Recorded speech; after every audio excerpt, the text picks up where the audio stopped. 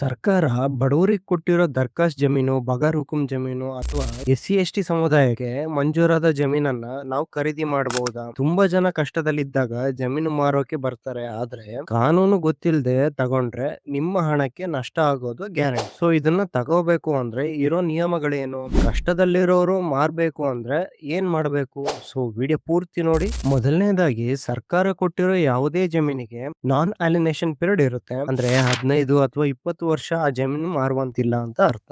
ಆ ಅವಧಿ ಮುಗ್ದಿದ್ಯಾ ಅಂತ ಚೆಕ್ ಮಾಡಿ. ಸೊ ಎರಡನೇದಾಗಿ ಅತ್ಯಂತ ಮುಖ್ಯವಾಗಿ ದಾಖಲೆ ಮಂಜೂರಾತಿ ಆದೇಶ ಮತ್ತು ಸಾಗುವಳಿ ಚೀಟಿ ಚೆಕ್ ಮಾಡಿ. ಇದರಲ್ಲಿ ಜಮೀನು ಯಾರಿಗೆ ಮಂಜೂರಾಗಿದೆ ಮತ್ತು ಯಾವ ಷರತ್ತುಗಳ ಮೇಲೆ ನೀಡಲಾಗಿದೆ ಅನ್ನೋದು ಸ್ಪಷ್ಟವಾಗಿರುತ್ತೆ. ಪಹಣಿಯಲ್ಲಿ ಕಾಲಂ ನಂಬರ್ 9ರಲ್ಲಿ ಮತ್ತು 11ರಲ್ಲಿ ಸರ್ಕಾರಿ ಜಮೀನು ಅಥವಾ ಷರತ್ತುಬದ್ಧ ಅಂತ ಇದೆಯಾ ನೋಡಿಕೊಳ್ಳಿ. ಸೊ ಇನ್ನು ಎಸ್ಸಿ ಎಸ್ಟಿ ಜಮೀನುಗಳನ್ನ ಕಷ್ಟದಲ್ಲಿದ್ದಾಗ ಮಾರ್ಬೇಕು ಅಂದ್ರೆ ಅಥವಾ ನೀವು ಖರೀದಿಸಬೇಕು ಅಂದ್ರೆ ಪಿಟಿಸಿಎಲ್ ಕಾಯ್ದೆ ಅಡಿಯಲ್ಲಿ ಸರ್ಕಾರದ ಪೂರ್ವಾನುಮತಿ ಪಡಿತೀವಿ ಅಂತ ಮುಂಚಿತವಾಗಿಯೇ ಡೆಪ್ಯೂಟಿ ಕಮಿಷನರ್ ಡಿಸಿ ಅವರ ಹತ್ತಿರ ಅರ್ಜಿ ಸಲ್ಲಿಸಬೇಕು. ಬಡತನ, ವೈದ್ಯಕೀಯ ಖರ್ಚು ಅಥವಾ ಕುಟುಂಬದ ತೀರಾ ಕಷ್ಟದ ಪರಿಸ್ಥಿತಿಯನ್ನ ಮನಗಂಡ ಡಿಸಿ ಅವರು ಮಾರಾಟಕ್ಕೆ ಅನುಮತಿ ಕೊಟ್ಟರೆ ಮಾತ್ರ ಈ ಜಮೀನು ರಿಜಿಸ್ಟ್ರೇಷನ್ ಮಾಡಿಸಲು ಸಾಧ್ಯ. ಸೊ ನೆನ್ಪಿಟ್ಕೊಳ್ಳಿ, ಡಿಸಿ ಪರ್ಮಿಷನ್ ಇಲ್ಲದೆ ಮಾಡೋ ಯಾವುದೇ ಅಗ್ರಿಮೆಂಟ್ ಅಥವಾ ಜಿಪಿಎ ಕಾನೂನು ಅಡಿಯಲ್ಲಿ ಸಲ್ಲಲ್ಲ. ಕಷ್ಟದಲ್ಲಿದ್ದವರಿಗೆ ಸಹಾಯ ಮಾಡಿ, ಆದ್ರೆ ಕಾನೂನುಬದ್ಧವಾಗಿ ನಡೆದುಕೊಳ್ಳಿ. ಮೊದಲು ಡಿಸಿ ಪರ್ಮಿಷನ್ ಆರ್ಡರ್ ಕಾಪಿ ಕೈ ಸೇರಿದ ಮೇಲಷ್ಟೇ ಮುಂಗಡ ಹಣ ಕೊಡಿ. ಇಂತಹ ಪ್ರಮುಖ ಕಂದಾಯ ಮಾಹಿತಿ ಮತ್ತು ರೈತರಿಗೆ ಬೇಕಾದ ಅಪ್ಡೇಟ್ ಗಳಿಗಾಗಿ